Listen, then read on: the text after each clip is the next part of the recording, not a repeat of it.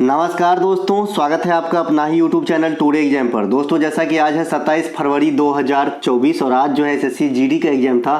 First shift का exam समाप्त हो गया है। फर्स्ट शिफ्ट के एग्जाम में जीके जीएस के सेक्शन से जो भी प्रश्न पूछे गए प्रश्नों को लेकर के आ गया हूं और सभी 100% ओरिजिनल प्रश्न है जो आपके एग्जाम में आया था, है ना। और साथ ही साथ प्रश्न की एनालिसिस तो मैं कराता ही हूं, साथ में जो आपको point two point extra fact देता हूं। ये इंडिया के किसी भी कोने में कोई सा भी एग्जाम होगा, जो जनरल कंपटीशन की एग्जाम होगी उसके अंदर जहां जीके जीएस आती होगी, ये फैक्ट को आना ही आना है। और इसमें काटना छांटना नहीं है कि कहीं से कॉपी पेस्ट किया आप पढ़ो तब समझो, बूझो तो जानो नहीं है, पहेलियां नहीं बुझाना है, ठीक है। सीधे पॉइंट टू पॉइंट दूंगा और यही आपके एग्जाम में अंदर कंप्यूटर स्क्रीन के अंदर दिखता है। तो चलिए शुरू करते हैं आज का ये क्लास। फैक्ट को जरूर कवर करें अगर आने वाले समय आप एग्जाम देने वाले हैं तो। एक प्रश्न पूछा गया, फीफा अंडर 17 महिला वर्ल्ड कप 2022 कहाँ हुआ था। एमटीएस में भी पूछा गया था ये क्वेश्चन, ठीक है। तो ये भारत में ही हुआ था। भारत के 3 जगह पे हुआ था, मैं बता रखा हूँ। ये भुवनेश्वर में हुआ था, गोवा में और महाराष्ट्र में हुआ था। गोवा महाराष्ट्र के पास ही है लेकिन अलग है भाई। तो गोवा में जो है ये मडगांव जगह है, मडगांव, यहाँ पे एक मत्स्यगंधा एक्सप्रेस भी चलती है, ठीक है। तो यहाँ पे जो है आपका हुआ। और एक आपका डीवाई पाटिल स्टेडियम मुंबई में है, डीवाई पाटिल स्टेडियम है मुंबई में। इसके अलावा आपका बानखेड़े भी है मुंबई में। तो इन तीनों स्टेडियम में हुआ था। कलिंगा कहाँ पे है, भुवनेश्वर उड़ीसा के अंदर है। और इसी कलिंगा में जो है आपका जो हॉकी वर्ल्ड कप 2023 पुरुष वाला हुआ था, ये भी कराए गए थे, ठीक है भाई। उड़ीसा के अंदर एक और मेजर स्टेडियम है, कौन सा, बिरसा मुंडा, बिरसा मुंडा, है ना। हॉकी स्टेडियम आपका कहाँ पे है, राउरकेला उड़ीसा के अंदर। और बिरसा मुंडा फुटबॉल स्टेडियम जो है ये आपके झारखंड के अंदर है। दोनों बात ध्यान रखेंगे। इनके अलावा फीफा अंडर 17 महिला वर्ल्ड कप 2022 के विजेता कौन रहे थे, तो स्पेन रहे थे, इन्हें भी ध्यान रखेंगे। इसके अलावा फीफा अंडर 20 वर्ल्ड कप 2023 के विजेता उरुग्वे रहा था। देखिए ये अंडर 20 कैटेगरी में उरुग्वे का पहला जो है ट्रॉफी था। वैसे आप जानते होंगे कि जो मेन में वाला पुरुष फीफा हुआ था पहली बार, उनके विजेता भी उरुग्वे ही रहा था। और पहला फीफा का आयोजन उरुग्वे में ही कराया गया था। पिछला फीफा जो है 2022 वाला, ये आपका कतर में कराया गया था। कतर की राजधानी दोहा होता है। और वहां पे 3 अवार्ड जो मिले थे, इससे भी इस जीडी में क्वेश्चन आया था। और मैं पहले ही बता रखा था, ग्रुप डी से बताते आया हूं। किलियन एम्बाप्पे, लियोनल मेसी और एमिलियानो मार्टिनेज, इन लोगों का नाम भी ऐसा होता ना, एमिलियानो मार्टिनेज, इनको मिला था भाई ग्लव्स वाला। किलियन एम्बाप्पे को गोल्डन बूट वाला और लियोनल मेसी को गोल्डन बॉल वाला अवार्ड फीफा मेन वाला में 2022 वाले में दिया गया था। तो ये अंडर 20 वाला मैं बात कर रहा था कि उरुग्वे जीता था, है ना। अर्जेंटीना में हुआ था और मैं ये भी बताया था कि ये किसी कारणवश इंडोनेशिया में होने वाला था लेकिन डाइवर्ट करके अर्जेंटीना में कराया गया था, ठीक है। इसके अलावा बात कर लेते हैं फीफा वुमेन वाला। तो फीफा वुमेन 2023 में हुआ था और ये हुआ था आपका ऑस्ट्रेलिया और न्यूजीलैंड के अंदर। और ये मैच के विजेता जो रहे थे स्पेन रहे थे। ये भी स्पेन का पहला ताज है। और फाइनल में और कौन सा देश गया था, तो इंग्लैंड गया था। अगर आप पिछले 2 साल से महिलाओं वाली ट्रॉफी में देखें तो इंग्लैंड का बड़ा ही बैड लग रहा है। आप देख सकते हैं कि जो ICC under 90 women world cup हुआ था 2023 के अंदर, ये पहला आपका एडिशन था T20 फॉर्मेट क्रिकेट का। और इसके विजेता भारत रहे थे। तो वहाँ पर भी फाइनल में इंग्लैंड ही गया था और फीफा महिला वाले में भी इंग्लैंड ही गया था। तो आप कह सकते हैं कि ये एक अच्छा लक नहीं है। इनके अलावा फीफा 2022 के विजेता अर्जेंटीना बता दिया था, कतर में हुआ था। यहाँ पे 3 अवार्ड बताए, किलियन एम्बाप्पे, है ना, एमिलियानो मार्टिनेज और लियोनल मेसी को golden ball. FIFA 2026 America, Mexico, Canada में होगी। फीफा की जो मुख्यालय है ये कहाँ पे है, ज्यूरिख के अंदर है। इसे भी ध्यान रखें। इंडिया में फीफा कितनी बार हुआ है, आप लोग मुझे कमेंट कर देंगे कि इंडिया में फीफा कितनी बार हुआ है। मैं और भी बताता हूँ। इंडिया का खेल 1951 में, है ना, एशियन गेम की शुरुआत इंडिया से ही हुआ था, दिल्ली के अंदर। उसके बाद फिर से दोबारा 1982 के अंदर जो है आपका एशियन गेम करवाया गया था दूसरी बार, है ना। इनके अलावा 2010 में राष्ट्रमंडल खेल, 2023 में पूर्णतः जो है मेजबानी मिली क्रिकेट की। इससे पहले 2011 में भारत, बांग्लादेश और श्रीलंका के साथ क्रिकेट की मेजबानी। ये सब है इंडिया में मेजबानी। हॉकी वर्ल्ड कप भी 2023 में हुआ है। लेकिन आप बताना कि फीफा कितनी बार हुआ। इनके अलावा मदर ऑफ भरतनाट्यम किसे कहा जाता है? देखिए, mother of Bharatanatyam Rukmini Devi Arundale को कहा जाता है। कल मैं मदर ऑफ मोहिनी अट्टम बता दिया था, और आप जानते हैं कि रुक्मिणी देवी उस लेवल के कलाकार रहे हैं कि उस समय उनको राज्यसभा में मनोनीत किए गए थे। ठीक है, तो आप समझ सकते हैं रुक्मिणी देवी को अम्मा कहा जाता है। इसमें जो है आपका भरतनाट्यम की अम्मा कहा जाता है, मतलब माता कहा जाता है। इनके अलावा रुक्मिणी देवी राज्यसभा में मनोनीत होने वाली प्रथम नृत्यांगना है, और प्रथम जो आपका फिल्म एक्ट्रेस है वो कौन थी भैया?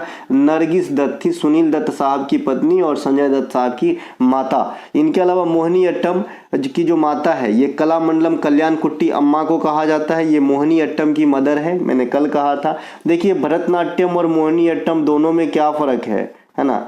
भरतनाट्यम और मोहिनी अट्टम दोनों में क्या फ़र्क है? तो अगर आप ग्रुप मतलब कैसे किया जाता है इसकी बात कर ले तो दोनों में फीमेल ही भाग लेती है। कोई भी आप मुझे है ना जेंट्स कलाकार नहीं देखेंगे इसमें, लेकिन भरतनाट्यम में क्या है, ये सिंगल कलाकार भाग लेती है ना? ये जो है एकल महिला नृत्य है, और ये महिला नृत्य तो है लेकिन ये ग्रुप में भी किया जा सकता है मोहिनी अट्टम। तो ये थोड़ा सा बेसिक डिफरेंस है। बाद में कि मोहिनी अट्टम में भगवान विष्णु की आराधना, अगर भरतनाट्यम में कहीं आज तक तो ऐसा प्रश्न नहीं बना, लेकिन अगर पूछे तो शंकर जी की आराधना हो सकती है। इनके अलावा ठुमरी की रानी गिरिजा देवी को कहा जाता है। ये ठुमरी जो है, ये ख्याल जो है ना, ये ठुमरी है, ख्याल है, ध्रुपद है, ये सब कहाँ से आया है? तो ये हिंदुस्तानी शास्त्रीय संगीत का ब्रांच है। ठीक है, तो ठुमरी की रानी जो है ये गिरिजा देवी को कहा जाता है। ये भी क्वेश्चन आप ध्यान रखेंगे। गजलों की रानी बेगम अख्तर को कहा जाता है। एसएससी कभी कभी लॉलीपॉप भी देता है खाने को, तो कभी कभी पूछता है कि निम्नलिखित में से कौन गजल के कलाकार हैं? तो नीचे में अनूप जलोटा, जगजीत सिंह, बेगम अख्तर, इस प्रकार से नाम रहता है। तो गजल में इन लोगों को जो है टिक आप कर सकते हैं। पंकज उधास साहब कल जो है इस दुनिया को त्याग दिए, पंकज उधास साहब निकल गए, भगवान उनको आत्मा को शांति दे, है ना। इनके अलावा भरतनाट्यम को पहले सादिर अट्टम कहा जाता था। देवदासी परंपरा से निर्मित यह नृत्य है भरतनाट्यम, मोहिनी अट्टम, कुचिपुड़ी और ओडिसी, ये सब क्या है भैया? देवदासी परंपरा से निर्मित नृत्यों में से हैं। इनके अलावा है ना भरतनाट्यम के प्रमुख कलाकार में आएंगे रुक्मिणी देवी, यामिनी कृष्णमूर्ति, सोनल मानसिंह, अम्रबलवल्ली, मृणालिनी साराभाई, आर मुथुन कनमल, नर्तकी नटराज, ये सब जो है भरतनाट्यम के कलाकारों में से हैं, तो इनको ध्यान रखेंगे। सोनल मानसिंह ये आपका ओडिसी भी कर लेती है। मृणालिनी साराभाई ये भरतनाट्यम के अलावा और भी नृत्य करते हैं। यामिनी कृष्णमूर्ति भरतनाट्यम के अलावा और भी नृत्य करते हैं जैसे कुचिपुड़ी वगैरह, ये ध्यान रखेंगे। नर्तकी नटराज का अपना एक अलग रिकॉर्ड है, 2019 में पद्मश्री पाई थी, ट्रांसजेंडर महिला है। सोनल मानसिंह का अपना एक अलग रिकॉर्ड है, 2003 में पद्म विभूषण पाई थी सबसे कम उम्र में नृत्यांगना के अंदर, तो ये ध्यान रखें। मोहिनी अट्टम महिलाओं के द्वारा की जाने वाला नृत्य है और भरतनाट्यम महिला एकल नृत्य है, बता दिया था। संविधान का अनुच्छेद 126 पूछ रहा है। अब सुप्रीम कोर्ट के बारे में ये पार्टिकुलर ये आर्टिकल तो मैंने नहीं बताया था, लेकिन एक एक चीज बता दिया था, तो आप ऑप्शन छांट दिए होंगे आई होप, है ना, क्योंकि अगर 124 आप आर्टिकल में दिया तो भी छांट देंगे आप, है ना। तो ये जो है आपका 126 ये कार्यवाहक मुख्य न्यायाधीश की नियुक्ति, जो नहीं बताया है ना वो नहीं ही बोलूंगा मैं, जैसे आपके सामने वैसे अपनी निजी लैब में भी हूँ, मैं झूठ बिल्कुल ही नहीं बोलता और जब तक रहूंगा तब तक शायद नहीं बोलूंगा, ठीक है। इनके अलावा सर्वोच्च न्यायालय का गठन 124 में किया गया था। सर्वोच्च न्यायालय का गठन 28 जनवरी 1950 को किया गया था। मैंने ये भी बताया आपको कि सर्वोच्च न्यायालय जो इंट्रोड्यूस किया गया था ये पहले गणतंत्र दिवस 26 जनवरी 1950 को ही किया गया था, जिस गणतंत्र दिवस में मुख्य चीफ गेस्ट कौन होते हैं, तो डॉक्टर सुकर्णो होते हैं। ये भी क्वेश्चन आपसे पूछा जाता है। और 2024 में कौन आया था चीफ गेस्ट? इमैनुअल मैक्रोन, कहाँ के थे भैया? फ्रांस के। इनके अलावा भारत में सुप्रीम कोर्ट की सिलसिला जो है 1773 के रेगुलेटिंग एक्ट के थ्रू 1774 में कोलकाता के फोर्ट विलियम परिसर में स्थापित किया गया था। तत्पश्चात 1935 के अधिनियम के अनुसार 1937 में एक संघीय न्यायालय की गठन किया गया। संघीय मतलब केंद्र से समझ लीजिएगा। और जब तक सर्वोच्च न्यायालय अपने कार्यकाल को स्टार्ट नहीं कर लिया, हम तो 47 में आज़ाद हो गए, तो सर्वोच्च न्यायालय तो 50 में आया था, तो 2 से 2.5 साल का जो बीच में गैप है, करीब 2 साल का है, तो इस समय क्या हुआ, हमारे कोई नहीं था क्या न्यायपालिका का सर्वोच्च बॉडी, तो था, यही संघीय न्यायालय के अनुसार हमारा जो है देखरेख चलता था। ठीक है भाई, सर्वोच्च न्यायालय का अनुच्छेद 137 जो है ये तदर्थ न्यायाधीश की नियुक्ति से है। अब ये तदर्थ न्यायाधीश क्या होता है, मैंने आपको बताया था कि जब सर्वोच्च न्यायालय के ऊपर वर्क लोड बढ़ जाता है तो उस समय जो है हायर किया जाता है हाई कोर्ट के वरिष्ठ न्यायाधीश, नहीं मतलब अन्य न्यायाधीश को, वरिष्ठ को भी किया जा सकता है, ऐसी कोई बात नहीं, अन्य को किया जाता है हाई कोर्ट से न्यायाधीश को। जैसे आप गांव घर में क्रिकेट खेलते हैं तो आप दूसरे टीम के हैं, लेकिन कभी कभी आप दूसरे टीम में बोरों पर खेलने जाते हैं, उसी प्रकार से तो वो न्यायाधीश को बुला के तदर्थ न्यायाधीश के रूप में नियुक्त किया जाता है और कार्य होने के बाद जो है अपनी जगह पे वापस लौट जाते हैं। तो तदर्थ न्यायाधीश की नियुक्ति कौन करते हैं, तो भारत के जो प्रेजेंट में मुख्य न्यायाधीश होते हैं, जैसे अभी डी.वाई. चंद्रचूड़ सर हैं, लेकिन डी.वाई. चंद्रचूड़ सर अपने मन से नहीं करेंगे, ये राष्ट्रपति से पहले आदेश लेंगे, जब राष्ट्रपति हामी भरेंगे तब ये चीज जो है करेंगे। ठीक है, और उसमें भी एक और क्लू है कि जिस भी हाई कोर्ट से वह न्यायाधीश को सुप्रीम कोर्ट में तदर्थ न्यायाधीश के रूप में नियुक्त करने जा रहा है, उस हाई कोर्ट के जो चीफ जस्टिस हैं उनसे परामर्श भी करना पड़ता है कि भैया ऐसी ऐसी बात है। ठीक है, इनके अलावा अनुच्छेद 125 न्यायाधीश में जो है न्यायाधीश की वेतन और भत्ते से संबंधित है, आर्टिकल 125 है ना भाई, काम के बाद दाम। ठीक है, तो पहले 124 में सर्वोच्च न्यायालय का गठन, अब उसमें जो काम करेगा उसकी दाम की बात होगी ना, तो दाम 125 में। ठीक है भाई, इसके अलावा जो सर्वोच्च न्यायालय है इसमें रिटायरमेंट की एज 65 वर्ष रखी गई है, और जो हाई कोर्ट है इसमें रिटायरमेंट की एज जो है 62 वर्ष रखी गई है। सर्वोच्च न्यायालय के पास 3 प्रकार के अधिकार क्षेत्र हैं, अपीलीय हैं, परामर्शदात्री हैं और मौलिक अधिकार है। देखिए, सर्वोच्च न्यायालय को जो है वाइस प्रेसिडेंट, प्रेसिडेंट इत्यादि के चुनाव संबंधित जो विवाद है उसको निपटाया जाता है, ये इनका मौलिक अधिकार है ना। ये किसी भी अन्य न्यायालय में इस प्रकार की तथ्यों को नहीं उठाया जा सकता कि भाई राष्ट्रपति के चुनाव में विवाद उत्पन्न हो गया तो ये हाई कोर्ट महोदय आप सुलझा दीजिए, ऐसा नहीं होगा। ये चीज सिर्फ सर्वोच्च न्यायालय में ही जाता है, नहीं तो गरिमा की ह्रास होगी। अगर आप हाई कोर्ट या सत्र न्यायालय में राष्ट्रपति का मामला ले जाओगे तो फिर गरिमा जो है उसकी वो मतलब एक उल्लंघन होगा। इनके अलावा सर्वोच्च न्यायालय अनुच्छेद 129 के अनुसार अभिलेख न्यायालय या रिकॉर्ड अभिन्यायालय है। सर्वोच्च न्यायालय में प्रथम महिला न्यायाधीश फातिमा बीबी, जिनका हाल में निधन हुआ, और 2024 के लिए फातिमा बीबी को पद्म भूषण दिया गया। 17 आदमी में एक आदमी फातिमा बीबी भी है। फातिमा बीबी तमिलनाडु राज्य में राज्यपाल के तौर पर कार्य कर चुका है। आज मैं ये 6ठी बार अपने मुखार बिंदु से ये बात बता रहा हूँ, और देखना आने वाले एग्जाम के ये क्वेश्चन होगा कि भाई फातिमा बीबी किस राज्य में पहले राज्यपाल के तौर पर काम कर चुकी है, और किसी डायरी में लिख लो, है ना, और उस दिन मैं फिर बात करूंगा। इनके अलावा डी.वाई. चंद्रचूड़ ये 50वें मुख्य न्यायाधीश हैं वर्तमान, और पहले मुख्य न्यायाधीश हमारे रहे हैं जस्टिस हीरालाल कानिया। 143 आर्टिकल के अनुसार राष्ट्रपति सर्वोच्च न्यायालय का परामर्श प्राप्त करता है। कार्यपालिका से न्यायपालिका को भिन्न करता है, आर्टिकल 50, और ये किस क्षेत्र में आएगा, तो ये डीपीएसपी के अंतर्गत आएगा। डीपीएसपी का जो है संविधान के भाग 4 में आर्टिकल 36 से 51 के बीच में है, और इसे आयरिश संविधान, आयरलैंड के संविधान से लेवा गया है। ठीक है, ये सब ध्यान रखेंगे। डीपीएसपी भी 3 प्रकार के होते हैं, मैंने बताया है, गांधीवादी होता है ना, उदार बौद्धिक होता है, और आपका जो है एक समाजवादी होता है। ये 3 कैटेगराइज में मतलब बांटा गया है डीपीएसपी के अंदर भी। इनके अलावा मौलिक अधिकार के अंतर्गत अनुच्छेद 19 से क्या हटाया गया, आप सभी जानते हैं अनुच्छेद 19 में अब जो है एक एफ नहीं एग्जिस्ट करता है। बहुत बार इस पिक को आप देखे होंगे, है ना, ये वाला जो पिक्चर आपके सामने जो है ना, ये जो पासपोर्ट साइज फोटो है, आप बहुत बार देखे होंगे कि इसमें एफ नहीं दिख रहा है कहीं, तो इसे हटा दिया गया है। वर्तमान में ये 6 चीज को लेके जो है आपके सामने प्रस्तुत होता है भाई साहब, पहले 7 हुआ करता था। ये 44वां संविधान संशोधन के द्वारा जब संपत्ति के अधिकार को हटाया गया तब भी जो है इन्हें भी हटाया गया, चूंकि ये भी संपत्ति को ही रिलेट करता था।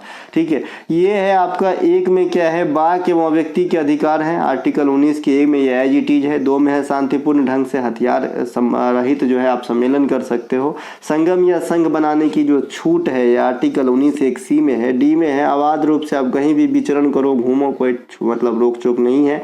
अनुच्छेद 1 के ई में है, किसी भी भाग में आप निवास करो, कोई दिक्कत नहीं है। पहले ये जम्मू कश्मीर में कुछ मामले में था, लेकिन अब 370 हटने से वो भी खत्म। इसके अलावा कोई भी आजीविका वृत्ति चलाइए, इसकी छूट है, अनुच्छेद 19 1 जी में है। तो इसे अच्छे से याद करें, मैंने आपको ग्रुप ऑफ आर्टिकल्स जो है पढ़ा रखा है है ना। ग्रुप ऑफ आर्टिकल्स जो है ये कौन कौन से हैं मैंने बता रखा है। एक तो आपको 19 है, एक आपको 243 है, एक आपको 51 का ए है। ये ग्रुप्स ऑफ आर्टिकल्स है, न कि एक आर्टिकल है, तो इन्हें अच्छे से ध्यान रखना होता है तभी काम बनती है।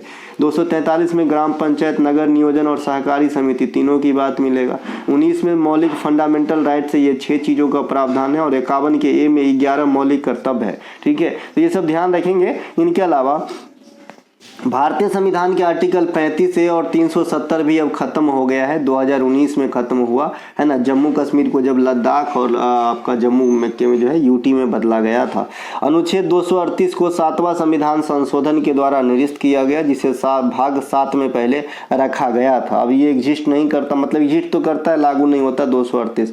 तापमान का एसआई मात्रक क्या होता है? केल्विन होता है। ये तो बहुत लल्लू सा क्वेश्चन पूछा है। देखिए, तापमान का फ़ारेनहाइट भी होता है, सेल्सियस भी होता है, केल्विन भी होता है ना। कोई भी सेल्सियस से केल्विन में बदलने की क्या तरीके हैं मैंने आपको बता रखा है। 273 ऐड कर दीजिए। जैसे मानव शरीर की टेम्परेचर जनरली 37 डिग्री सी माना जाता है, अगर इसे केल्विन में बदलना है तो 273 प्लस 37 कर देंगे तो हमारे ख्याल में 310 हो जाएगा। इसीलिए मानव शरीर की टेम्परेचर 310 केल्विन भी आप कहते हो। ठीक है, इनके अलावा परम शून्य तापमान क्या होता है? आप लोग मुझे कमेंट कर देना। परम शून्य तापमान, है ना। मैं बूढ़ा नहीं हुआ हूँ, है ना भैया। ये सब क्वेश्चन पहले रेलवे पूछता था, अब नहीं पूछता, लेकिन आपको ध्यान रखना है। ठीक है, अत्यधिक उच्च तापमान को मापने के लिए बैरोमीटर का इस्तेमाल किया जाता है, ये बता रखा हूँ। लंबाई का एसआई मात्रक मीटर होता है, ये सभी जानते हैं। द्रव्यमान का एसआई मात्रक किलोग्राम होता है, ये भी सभी जानते हैं। आप आलू किलोग्राम में खरीदते हो। ज्योति तीव्रता को हम कैंडला से मापते हैं, सीडी, है ना। और एक कैडिला भी होता है, दवाई हुआ है ना, कंपनी है शायद मेरे ख्याल में। विद्युत धारा को जो है एम्पियर, एम्पायर नहीं भाई, एम्पियर में मापते हैं। और आवृत्ति को हर्ज में मापते हैं, हर्ज 93.5। दाब का एसआई मात्रक पास्कल होता है और शक्ति का मात्रक तो वाट होता है।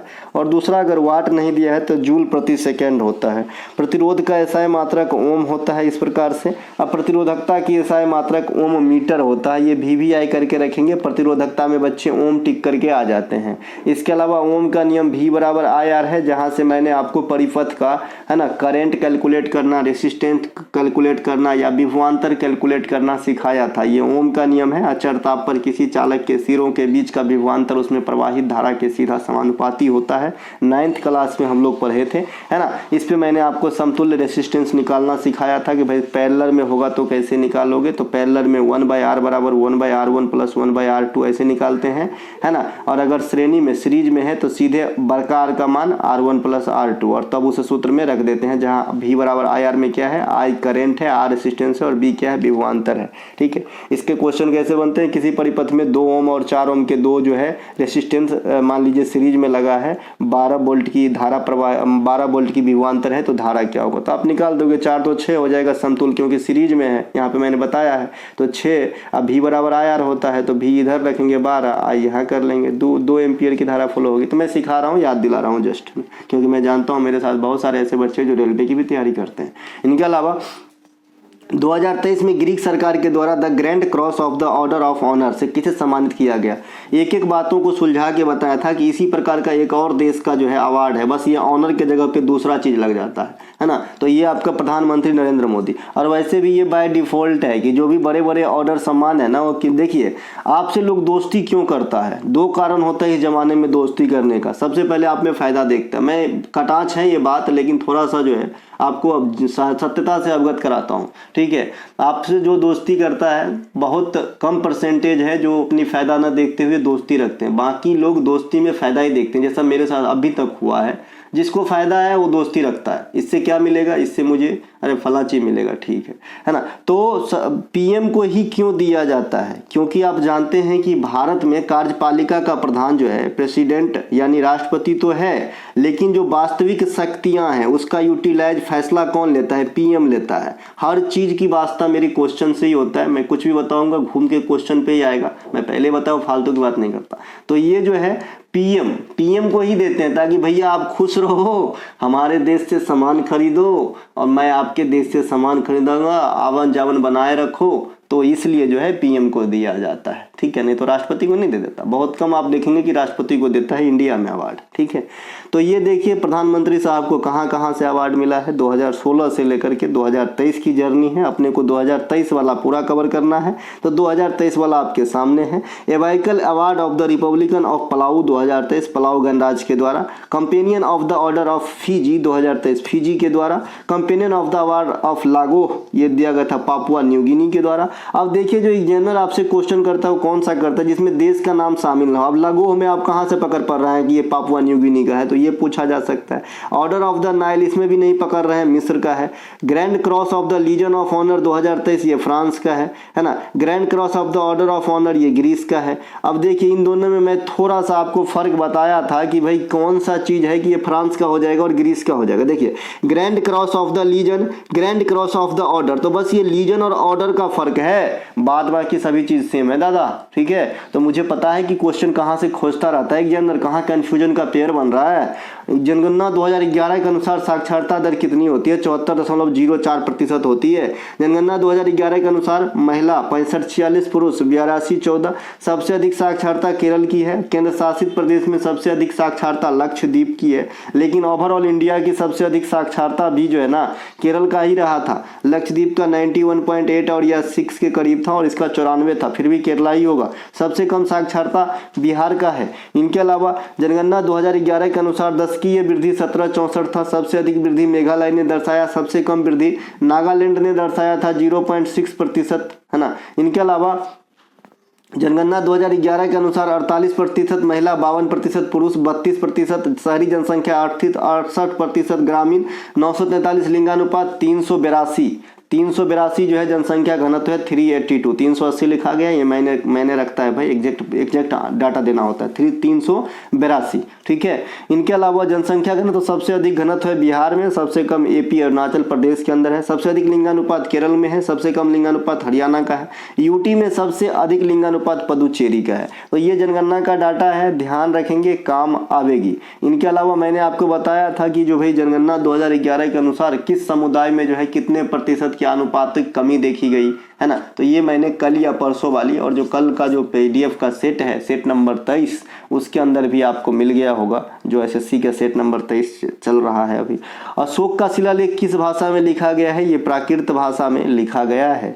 भारत में शिलालेखों का प्रचलन किसके समय से हुआ था? तो शिलालेखों का प्रचलन करेंगे तो अशोक के समय से ही करेंगे। अशोक की शिलालेख की लिपि जो होती थी ब्राह्मणी, खरोष्टी, ग्रीक और अरमाइक, ये 4 लिपि में अशोक के शिलालेख लिखे गए हैं। क्योंकि अशोक का शिलालेख सिर्फ इंडिया ही नहीं, हाँ अगर आबाद भारत कहेंगे तो इंडिया ही होगा, क्योंकि अफगानिस्तान ये सब भी पार्ट पहले इधर के ही थे, ठीक है। तो इनका जो है अफगानिस्तान वगैरह में भी है, ठीक है। तो ये 4 लिपि है, ध्यान रखेंगे। अशोक के शिलालेख को पढ़ने में सफलता जेम्स प्रिंसेप को मिला था, और द बंगाल गजट पत्रिका का जो संपादन है जेम्स अगस्टस हिक्की किए थे। तो ये दोनों कन्फ्यूजन पेयर है, ठीक है। इसके अलावा अशोक सत्ता में आने के बाद 8वें वर्ष कलिंग युद्ध करते हैं 261 बीसी में। अशोक को अशोक वर्धन या देवनाम प्रियदर्शी कहा जाता है। आपका शिलालेखों के माध्यम से हम जानते हैं देवताओं का प्रिय मतलब प्रियदर्शी। इनके अलावा अशोक ने सांची का स्तूप का निर्माण करवाया था, परंतु सांची के स्तूप के खोजने का श्रेय अगर आपसे पूछता है तो हेनरी टेलर 1818 ईस्वी आंसर देना है। अशोक कलिंग युद्ध के बाद धम्म को अपनाया था, यानी बौद्ध धर्म को अपनाया था। उपगुप्त नामक जो है बौद्ध भिक्षु से दीक्षा ग्रहण कर बौद्ध धर्म को फैलाया था श्रीलंका तक जो है अपने पुत्र और पुत्री को भेज के। इनके अलावा अब देखिए ये जो भाषा है ना ये अपने को पीछा नहीं छोड़ता है, ठीक है। जिंदगी जीने के लिए भाषा का ज्ञान बहुत जरूरी है ना। और जो भी विकसित देश है वो अपने भाषा में ही कार्य जो है निष्पादन करते हैं, सिवाय इंडिया के। इंडिया क्या है भाई, एक तो विकसित नहीं अर्ध विकसित है, और दूसरी बात यहाँ पे अंग्रेजी अगर आपको बोलने आता है तो आप बड़े घर के हो, है ना। अगर अंग्रेजी में नहीं बात कर पा रहे हैं तो आप जो है थोड़ा सा कम आके जाते हो, ये दुर्भाग्य है, ठीक है। तो ये जो है आपका भैया महात्मा बुद्ध उपदेश। अब भाषा से कितने क्वेश्चन आते हैं आपके एग्जाम में, मैं यहाँ पे बात करूंगा, सुनिएगा जरा ध्यान से। महात्मा बुद्ध किस भाषा में उपदेश? पाली भाषा में। थोड़ा सा बीच में ले लेता हूँ, अच्छा रहेगा। इसके अलावा महावीर ने उपदेश प्राकृत भाषा में। जहां जहां घेरूंगा वहां एक क्वेश्चन का आंसर है। भाषा सबसे ज्यादा विश्व में कौन सी बोली जाती है? अंग्रेजी, एवरग्रीन और इंटरनेशनल लैंग्वेज कहा जाता है। इसके बाद मंदारिन का स्थान आता है चाइनीज का, है ना। संयुक्त राष्ट्र संघ की कार्यकारी भाषा अंग्रेजी और फ्रेंच। संयुक्त राष्ट्र संघ की आधिकारिक भाषा अंग्रेजी, फ्रेंच, रशियन, अरबी, चाइनीज। ठीक है, अंग्रेजी, फ्रेंच, रशियन, अरबी, चाइनीज। इसके अलावा स्पेनिश भी जोड़ लीजिएगा इसमें, स्पेनिश भी है, 6 भाषा है ना आधिकारिक वाला। संविधान निर्माण के समय भारतीय संविधान में भाषा 14। 21वीं संविधान संशोधन के द्वारा किस भाषा को संविधान के अंदर इंट्री मिला? सिंधी। 71वां संविधान संशोधन के द्वारा मणिपुरी, नेपाली, कोंकणी 3 भाषा को। 92वां संविधान संशोधन के द्वारा मैथिली, डोगरी, बोडो, संथाली 4 भाषा को। तो ये संविधान में 14, 8, 22 भाषा हो गए। वर्तमान क्लासिकल भाषा तमिल, तेलुगु, मलयालम, कन्नड़, संस्कृत, ओडिसी, ये ध्यान रखेंगे, है ना। राष्ट्रीय भाषा आयोग का मुख्यालय कहाँ है? जरा कोई भी बच्चा कमेंट करे। इनके अलावा कोकबरोक भाषा ये त्रिपुरा में बोली जाती है। गालू भाषा अरुणाचल प्रदेश में बोली जाती है। तमिल तथा सिंहली श्रीलंका में बोली जाती है। दिवेही मालदीव और लक्षद्वीप में बोली जाती है। जोखंगा ये आपका भूटान में बोली जाती है। नेपाली नेपाल में बोली जाती है। मंदारिन चाइना में बोली जाती है। बर्मी म्यांमार में बोली जाती है। दारी या पश्तो अफगानिस्तान में बोली जाती है। तो ये सब जो है आपसे भाषा से संबंधित क्वेश्चन आपके एग्जाम में आता है। और भी सुनना है तो सुनिए, है ना। और भी पूछता है, आमुक्तमाल्याद जो किताब है जो कृष्णदेव राय के द्वारा लिखा गया है, पूछता है कौन से भाषा में जो है लिखा गया था? तो ये तेलुगु भाषा में लिखा गया था। आपसे पूछता है तोलक्का पियम किस भाषा की किताब है? तो ये तमिल भाषा की व्याकरण है तोलक्का पियम। आपसे पूछता है कि जो रेहला नामक किताब इब्न बतूता ने लिखा था वो किस भाषा में लिखा था? अरबी भाषा में लिखा था। ठीक है। आपसे पूछता है राजा राम मोहन राय का संवाद कौमुदी किस भाषा में? तो बांग्ला भाषा में, है ना। किस भाषा में? बांग्ला भाषा। तो ये भाषा से इतनी क्वेश्चन आपके एग्जाम में आता है। ठीक है। आई होप भाई अच्छा जो है आपका वास हुआ होगा। ये देखिए स्क्रीनशॉट भैया आज ही का है, 12:33 में कुछ बच्चे जो है एग्जाम दे के निकले और अपनी अपनी जो है मनसा जाहिर किया यहाँ पे, है ना। ये बच्ची का नाम है फार्मर्स डॉटर। इसके बारे में एक दिन आपको पहले भी बता चुका था, क्योंकि ये जो है मुझसे पूछा था कि आपका क्लास या फिर ऐसा कुछ कर लेने से कितने प्रतिशत क्वेश्चन सॉल्व हो जाएंगे।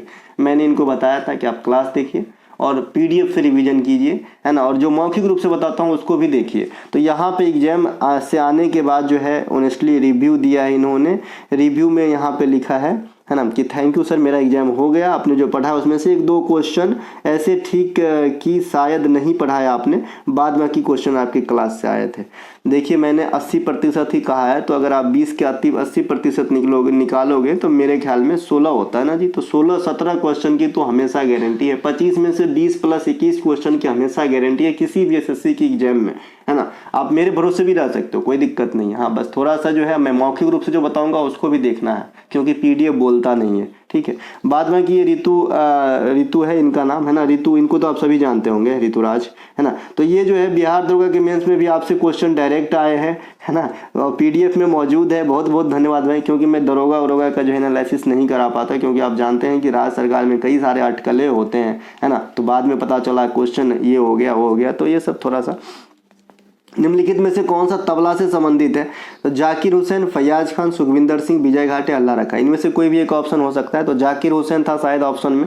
जाकिर हुसैन साहब को, ये मैं गारंटी नहीं कर सकता कि जाकिर हुसैन ही साहब था ऑप्शन में। एक तो 7 जो है क्वेश्चन एक बच्चे ने दिया है, 4 क्वेश्चन एक बच्चे ने दिया है, तो टुकड़े में आया है ना। तो तबला की बादक खाली लिखा है, तो मुझे लग रहा है कि जाकिर हुसैन होगा, क्योंकि ये अभी लैम्पलाइट में चल रहे हैं, क्योंकि ग्रैमी अवार्ड भी पा लिए हैं। ठीक है। जाकिर हुसैन साहब को ग्रैमी अवार्ड मिला 2024 में। इसके अलावा 2023 में पद्म विभूषण भी दिया गया था जाकिर हुसैन साहब को। सभी घराने में बनारस घराना तबला वादन से संबंधित है, प्रमुख स्थान रखते हैं। बनारस घराना के संस्थापक पंडित राम साय। कल हमने घराना से संबंधित A to Z जानकारी आपको प्रोवाइड करा दिया है, देख लीजिएगा।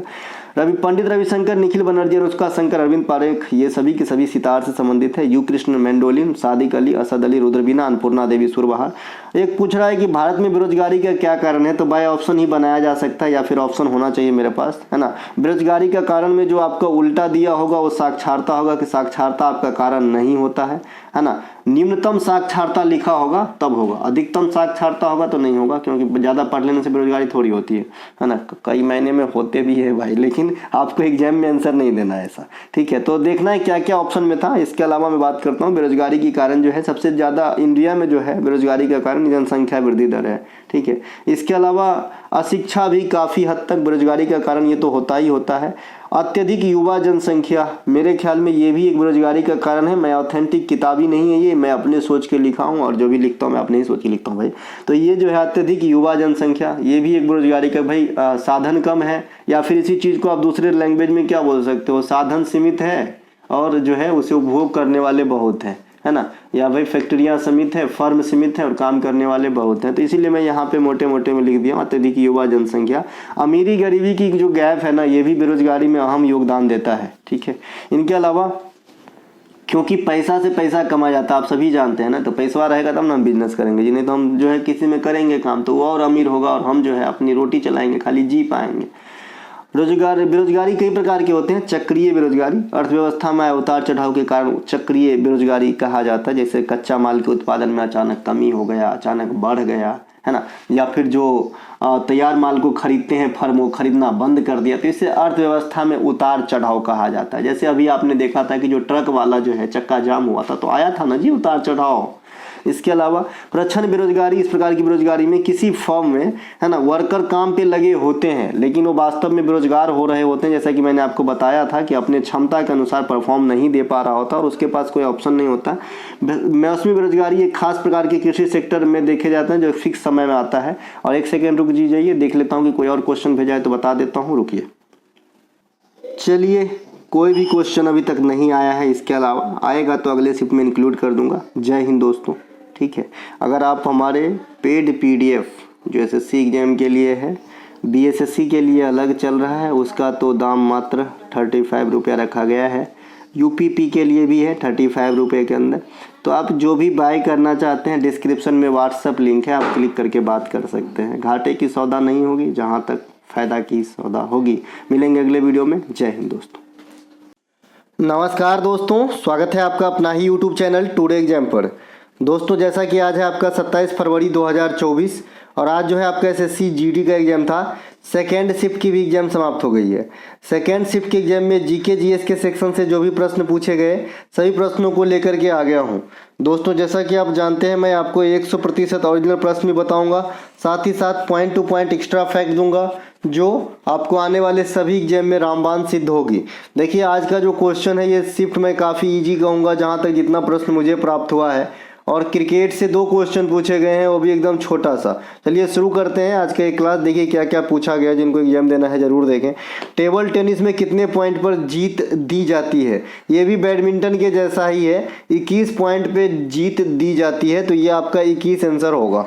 टेबल टेनिस में 21 अंक पर जीत दर्ज होती है। टेबल टेनिस में मैदान की लंबाई 2.74 मीटर और चौड़ाई 1.525 मीटर, ठीक है। इनके अलावा टेबल टेनिस की प्रमुख कप की बात करेंगे, स्वथलिंग कप और कार्बिलोन कप, ये टेबल टेनिस के प्रमुख कप है ना।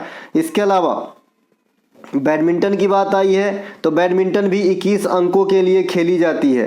बैडमिंटन के कितने सेट होते हैं? तो 3 सेट खेले जाते हैं बैडमिंटन के, तो ये बात ध्यान रखेंगे। इनके अलावा बैडमिंटन से संबंधित प्रमुख कप कौन सा है?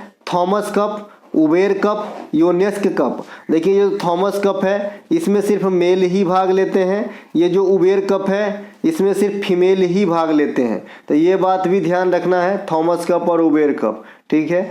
थॉमस कप जो है हमने भी एक बार जीता इंडोनेशिया को हरा के। इनके अलावा राज्यपाल की शपथ किस अनुच्छेद के अनुसार? इस प्रकार से आपसे प्रश्न पूछा गया है, तो राज्यपाल की जो शपथ है यह अनुच्छेद 159 से होगा। किससे होगा? 159 से होगा।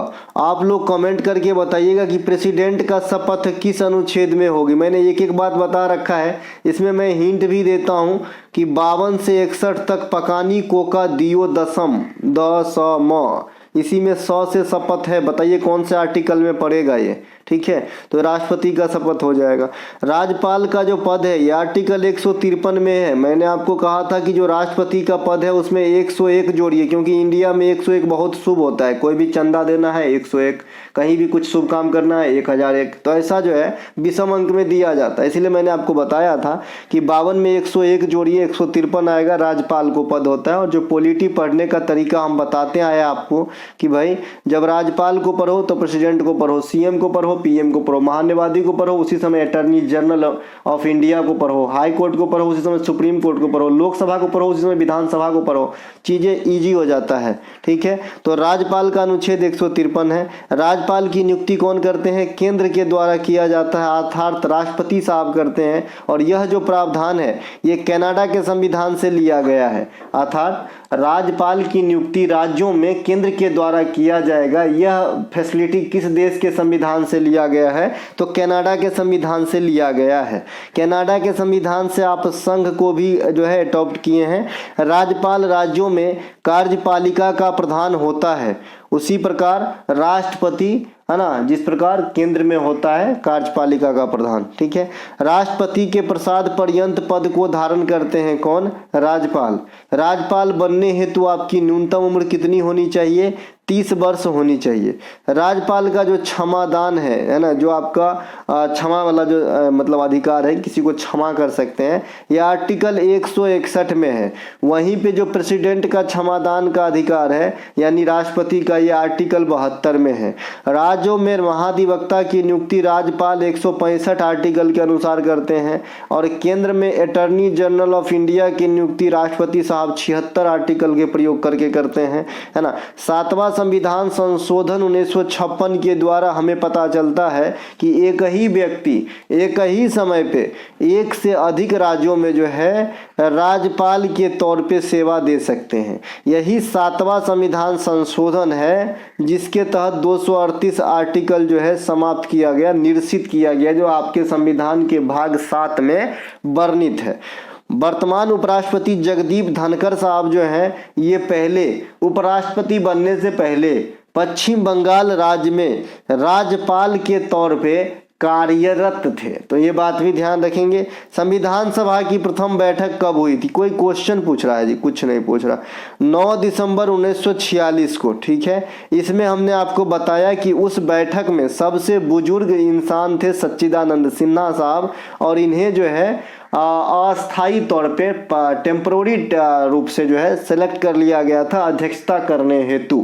आगामी बैठक 11 दिसंबर 1946 को हुआ था और इस बैठक में परमानेंट अध्यक्ष की चुनाव हुई डॉक्टर राजेंद्र प्रसाद के रूप में, जो आगे चलकर हमारे स्वतंत्र भारत की प्रथम राष्ट्रपति बने। प्रारूप समिति में कुल कितने सदस्य होते हैं? तो 7 होते हैं। अध्यक्ष कौन थे? तो भीमराव अंबेडकर साहब। संविधान सभा के समक्ष उद्देश्य प्रस्ताव को किसने पेश किया था?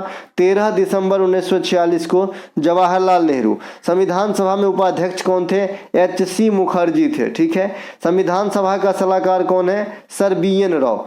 रण उत्सव कहाँ मनाया जाए? देखिए, वो रणमाले होता है, एगो रणमाले होता है, एगो रण उत्सव होता है, दोनों बता रखा हूं। उसी प्रकार से एक पुष्कर मेला होता है और एक पुष्कर त्योहार होता है, पुष्कर महोत्सव या त्योहार होता है, ये भी दोनों बता रखा हूं, अलग है।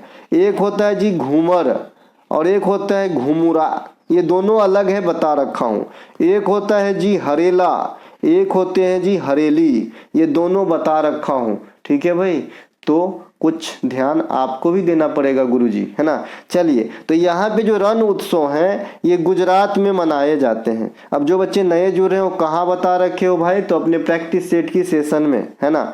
इनके अलावा गुजरात के अन्य प्रमुख त्योहार में पतंग महोत्सव, उत्तरायण, ये जो उत्तरायण की त्योहार होता है, पतंग महोत्सव भी इनसे ही संबंधित है। और उत्तरायण अपने आप में मकर संक्रांति वाली त्योहार है, मकर संक्रांति के समय मनाया जाता है। तब तो आप समझ गए होंगे कि किस महीना में मनाया जाता होगा, जनवरी में 14 या 15 जनवरी को। माजुली महोत्सव, अम्बुबाची मेला, बिहू का त्योहार, ये सब कहाँ मनाया जाता है? ये सब असम में मनाया जाता है। असम इधर है। असम को मैंने कल ही बताया था प्राग अपने प्रैक्टिस सेट में, इसे प्राग्ञ ज्योतिषपुर कहा जाता था पहले, है ना। प्राग्ञ ज्योतिष भी कहा जाता था, कामरूप भी कहा जाता था असम को, ठीक है। इसके अलावा ये जो आप बिहू देख रहे हैं ये साल में 3 बार होता है। एक तो आपका जनवरी में होता है, एक आपका अप्रैल में होता है और एक आपका अक्टूबर में होता है। तो ये 3 बार होता है बिहू। नव वर्ष में भी बिहू है ना, मकर संक्रांति में भी बिहू। इसके अलावा ये माजुली महोत्सव आपका असम में होता है। और ये जो माजुली है, ये माजुली बेसिकली एक आइलैंड का नाम है और ये आपका रिवर आइलैंड है और ये दुनिया के सबसे बड़ी रिवर आइलैंड है जो ब्रह्मपुत्र नदी के है ना प्रांगण में स्थित है। ब्रह्मपुत्र नदी की उद्गम कहाँ से होती है? तिब्बत से होती है। कहाँ से होती है? तिब्बत से होती है। तिब्बत में से क्या कहते हैं? सांगपो कहते हैं। और अरुणाचल प्रदेश में से क्या कहते हैं? देहांग कहते हैं। ब्रह्मपुत्र नदी है ना कहाँ गिरती है? गंगा में समाने के बाद बंगाल की खाड़ी में, ठीक है भाई। गंगा में कहाँ समाती है? बांग्लादेश के अंदर। किस नाम से बांग्लादेश में फॉलो होती है? यमुना के नाम से। तो जोड़ते जाएंगे तो कल तक मैं लिंक करके जोड़ते जाऊंगा। जैसे आपने जंजीर बेरी देखा होगा, एक के आगे एक जुड़ा रहता है। तो ऐसे ही आपको जीके जीएस पढ़ना चाहिए, है ना। मेरी एक्सपीरियंस कहता है कि अगर थोड़ा दिन आपको अच्छा नहीं लगेगा, आप सोचोगे मैं इतना चीज़ कैसे याद रख पाऊंगा, लेकिन जब आपका दिमाग उस हिसाब से ढल जाएगा, चीज़ों को एडॉप्ट करने लगेगा, तो आपको बड़ा मज़ा आने लगेगा। और कई बच्चों को मैं ये टेक्निक सिखा चुका हूँ जो कमेंट हमेशा करते रहते हैं। और तो फिर जो किसी की ज़रूरत भी नहीं रह जाती, खुद ही आपको जिज्ञासा जगेगा कि और क्या जोड़ सकते हैं इस, ठीक है मेरे भाई। इसके अलावा चलते हैं आगे, अभी यहाँ क्लोज करता हूँ इसको। अच्छा, बिहू ये जो आपका अम्बुबाची मेला है, इसे ईस्टर्न का जो है कुंभ भी कहा जाता है, पूर्व का कुंभ मेला कहा जाता है। कोणार्क नृत्य महोत्सव, कोणार्क मंदिर, इसे ब्लैक पैगोडा कहा जाता है। ये आपका सूर्य मंदिर है, उड़ीसा के अंदर है। नौखाई त्योहार फसली त्योहार है, ये आपका उड़ीसा में होता है। नवकलेश्वर महोत्सव उड़ीसा में होता है। रजा पर्व जो है पीरियड से संबंधित पर्व है, ये भी आपका उड़ीसा में। धनु यात्रा त्योहार, भगवान जगन्नाथ रथ यात्रा, ये सभी के सभी उड़ीसा में मनाई जाती है ना। इसके अलावा पोला महोत्सव, गोंचा महोत्सव, बस्तर दशहरा। बस्तर से समझ गए होंगे कि ये छत्तीसगढ़ में बस्तर जगह का नाम है। बाद में कि पोला महोत्सव में अगर छत्तीसगढ़ आंसर में नहीं है तो महाराष्ट्र भी हो सकता है। ये किसान से संबंधित एक प्रकार का त्यौहार है जो अपने बैल और जो पहले ज़माने में बैलगाड़ी वगैरह होता था उनकी पूजा की जाती है। पुष्कर मेला को आप ऊंट मेला इसी में लगता है, पुष्कर मेला के अंदर ही, ठीक है। तो ये ऊंट मेला, पुष्कर मेला, ये राजस्थान के अजमेर में लगता है। राष्ट्रीय ऊंट महोत्सव, अंतर्राष्ट्रीय माफ कीजिएगा, इंटरनेशनल कैमल जो फेस्टिवल होता है ये भी राजस्थान में ही लगते हैं। राजस्थान के बीकानेर में लगते हैं। बीकानेरी भुजिया आप लोग खाए होंगे, काफ़ी अच्छा लगता है। मूंछों की लंबी प्रतियोगिता, ये भी राजस्थान में होती है। राजस्थान ऐसा राज्य है जहाँ ग्रामीण ओलंपिक का आयोजन भी हुआ था, ये बात भी ध्यान रखेंगे, है ना। राजस्थान में बोनालू महोत्सव, बथुकम्मा महोत्सव, मेदराम यात्रा, ये तीनों इंपॉर्टेंट है। ये कहाँ पे होती है? तेलंगाना के अंदर। बोनालू देवी गौरी की, माफ कीजिएगा काली की, और बथुकम्मा देवी गौरी की पूजा अर्चना से संबंधित है। इनके अलावा मैंने एक आपको भगवान से रिलेट वाला थाई पूसम बताया था। थाई पूसम तमिलनाडु का है, भगवान मुरुगन की पूजा होती है। मुरुगन संगमकालीन देवता है।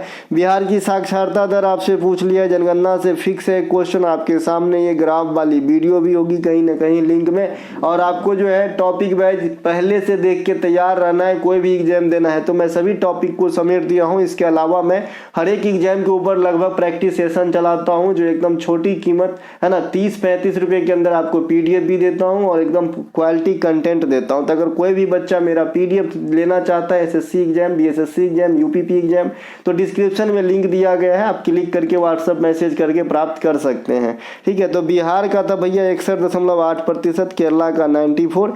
यूटी की बात करेंगे तो यूटी में लक्षद्वीप था 91.6%। तो ये ध्यान रखेंगे। ये लिटरेसी रेट है। बाद में कि लिटरेसी रेट को मैंने और भी अलग अलग किया था, महिला का कितना, पुरुष का कितना। तो महिला का 65-46, पुरुष का 82-14। सबसे अधिक लिटरेसी देख ही लिया आपने, केरल सबसे कम था आपका बिहार का, और यूटी में सबसे अधिक लक्षद्वीप का। डेकेडिकल ग्रोथ 17.64 रहा था, सर्वाधिक डेकेडिकल ग्रोथ मेघालय का, न्यूनतम डेकेडिकल ग्रोथ नागालैंड का रहा था। शहरी और ग्रामीण जनसंख्या, महिला पुरुष जनसंख्या आपके सामने है। शहरी जो है 32% के करीब, तो 68% हो जाएगा ग्रामीण, 48% महिला, 52% पुरुष। 382 जनसंख्या घनत्व, तो 943 जो है लिंगानुपात। इसके अलावा सबसे अधिक लिंगानुपात भी केरला, सबसे कम लिंगानुपात हरियाणा का। केंद्र शासित प्रदेश में सबसे अधिक लिंगानुपात पुदुचेरी का है। मिताली राज का संबंध किस खेल से? अब कोई वो पूछता है जी मिताली राज, है ना, फिर भी जो जैसा भी पूछें ये भी आपको पीडीएफ में मिलेगा, भले बहुत लो है, नहीं भी बताऊंगा तो भी जानोगे ये क्वेश्चन, इसमें कोई दिक्कत नहीं है। तो मिताली राज ये क्रिकेट से है। मिताली राज एकमात्र भारतीय महिला क्रिकेटर है जिन्होंने 10,000 रन के आंकड़े को छुआ। मिताली राज दोहरा शतक भी लगाए हैं, हालांकि वनडे में नहीं। इनके अलावा भारतीय महिला क्रिकेटर और भी अगर बात करेंगे तो अंजुम चोपड़ा मैडम कमेंट्री करती है। अब स्मृति मंदाना, मिताली राज कई चीज़ के जो है ब्रांड एम्बेसडर के तौर पर कार्य करती हैं, ये स्मृति मंदाना। मिताली राज, झूलन गोस्वामी, शेफाली वर्मा, उमा छेत्री असम से लॉन्च करने वाली पहली महिला क्रिकेटर, दीप्ति शर्मा, जेजिमा रोड्रिग्स, दीप्ति शर्मा, ऋचा घोष, अमनजोत कौर, देविका वैद, तितास साधु, राजेश्वरी गायकवाड़, ये सब जो है जो भी एशियन टीम में गया था आपका, देखिए एशियाई खेल जो हुआ था चाइना के अंदर पिछले साल, तो उसमें जो है जो भी महिला टीम गए वहाँ से इनका नाम पूछा जा रहा है। हालांकि कुछ नहीं भी गए उनसे ही पूछा। मिताली राज भी फेमस है ना, तो इसलिए पूछ रहे हैं, बाद में अगर पूछे जाएंगे तो यहाँ से पूछे जा सकते हैं। इनके अलावा भारतीय महिला टीम के वर्तमान कोच ये अमोल मजुमदार हैं, मुख्य कोच महिला टीम का। पुरुष वाला राहुल द्रविड़ है। ICC under 90 T20 world cup 2023 south Africa में हुआ था, जहां पहला विजेता कौन रहे थे? भारत ही रहे थे, और कप्तान शेफाली वर्मा रही थी। इसके अलावा मैं आपको ये बता दूं कि ये जो भारतीय चयन समिति में जो जगह दिया गया है अजीत आगरकर साहब को दिया गया है। पहले के बॉलर हुआ करते थे, काफ़ी स्मार्ट, मुझे तो बहुत पसंद है। इनके अलावा आईसीसी T20 महिला वर्ल्ड कप जो है 2024 ये आपका बांग्लादेश में होगा, और जो 2025 का महिला वर्ल्ड कप है ओडीआई वाला ये भारत में होगा। ठीक है।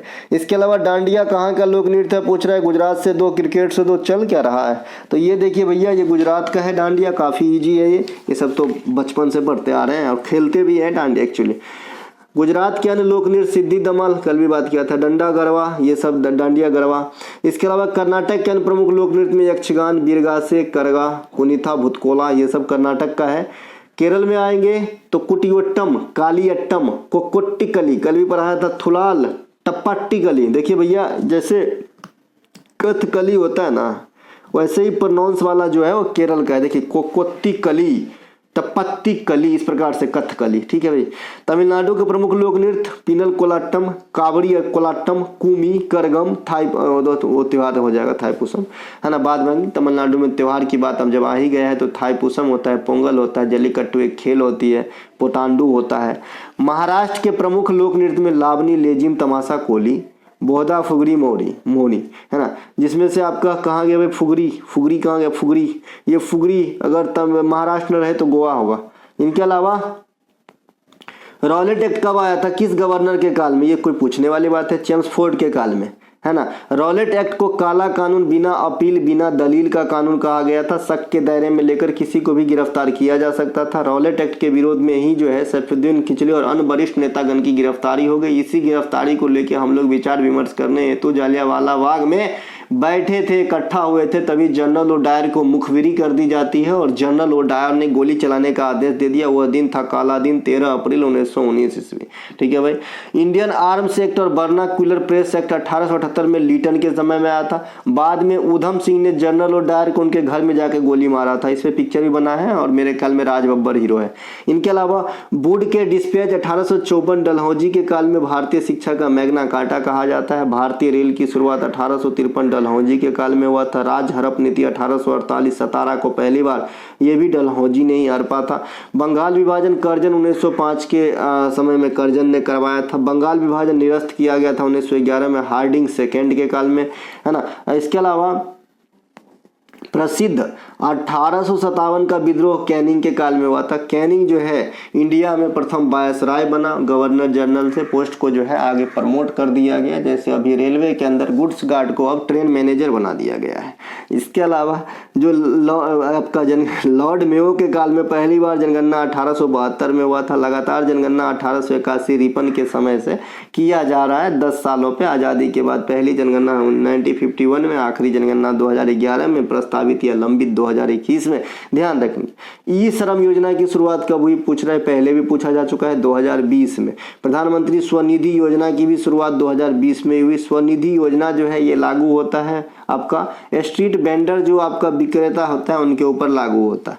इनके अलावा प्रधानमंत्री जनधन योजना 2014 में आया था। उज्ज्वला योजना एलपीजी वाला 2016 में आया था। प्रधानमंत्री विश्वकर्मा योजना एक छोटी सी रकम 2 लाख रुपए की लोन मुहैया कराना 23 में आया था। प्रधानमंत्री किसान सम्मान निधि योजना 2019 में आया था। 6,000 रुपए की राशि मदद के रूप में 3 किस्तों में 2-2 हजार करके दिया जाता है। हरित क्रांति किस पंचवर्षीय योजना में? तृतीय पंचवर्षीय योजना में। लेकिन इसी क्वेश्चन को मैं ऊपर लगा के एक चीज थोड़ा सा क्लियर कर दूं कि हरित क्रांति भारत में पूर्ण रूप से किस पंचवर्षीय योजना में आए, है ना, तो आपके सामने कोई जवाब ही नहीं है। क्यों पता है? क्योंकि आप जानते हैं कि 1966 से 1969 तक क्या हुआ था, ये अवकाश रहा था ना भाई, अवकाश रहा था ना, है ना। कोई एक वर्ष वाली योजना बनाई गई थी, है ना, तो उसमें तो कोई योजना लाइफ ही नहीं करता, क्योंकि इंडिया में जो हरित क्रांति ओरिजिनल रूप में पंजाब में आया 1967 में आया। ठीक है, तो इसीलिए इसका आंसर पंचवर्षीय योजना के रिलेशन में तीसरी ही होगी। ठीक है, इसके अलावा अगर 2 योजना के बीच में कहे तो तीसरी और चौथी योजना के बीच कह सकते हैं। ठीक, हरित क्रांति भारत में 1966-67 में आया था। हरित क्रांति का जनक MS स्वामीनाथन साहब है। पंजाब में पहला दस्तक दिया था। विश्व हरित क्रांति के जनक डॉक्टर नॉर्मन बोरलॉग हैं। हरित क्रांति सबसे अधिक गेहूं पे असर किया था। प्रमुख उद्देश्य क्या है? अच्छा खाद और बीज का इस्तेमाल करके पैदावार को बढ़ाना। इसके अलावा जो है आपका HYV, ये हाई यील्डिंग वेराइटी मैंने आपको बताया था, इसको याद रखना है। गोल्डन फाइबर जूट को कहते हैं। जूट का पहला मिल रिसरा में लगाया गया था। ठीक है, इसके अलावा पद्मावत नृत्य में कोरियोग्राफी किसने किया था? ये तो मैं अपने मन से लिया हूँ, क्योंकि ये क्वेश्चन पद्मावत से नहीं होगा। ये क्वेश्चन होगा कि भाई दीपिका पादुकोण के किस पिक्चर में पंडित बिरजू महाराज कोरियोग्राफी किया था, ऐसा कुछ क्वेश्चन होना चाहिए। या फिर दीपिका पादुकोण के किस नृत्य में जो है पंडित बिरजू महाराज, क्योंकि मेरा जैसा आइडिया कहता है कि आज तक जो कोरियोग्राफी में आया वो ज़्यादातर पंडित बिरजू महाराज से ही आता है आपके एग्जाम में, जो कथक से संबंधित थे। ठीक है, जैसे मोहे रंग दे वाला गीत में किए हैं, फिर देवदास के फिल्म में किए हैं। ठीक है, तो इसमें से कोई एक हो सकता है। ठीक है, तो ये थे दोस्तों आज के एनालिसिस वाले वीडियो, जो प्रश्न प्राप्त हुए। जो भी मिलेगा कंबाइंड शिफ्ट वाले में लेकर के आऊँगा। जय हिंद दोस्तों, अपना ख्याल रखें। अच्छा लगा हो तो लाइक ज़रूर करें, और कोई भी PDF प्राप्त करना चाहते हैं डिस्क्रिप्शन में लिंक है, लिंक क्लिक करके व्हाट्सएप मैसेज करें।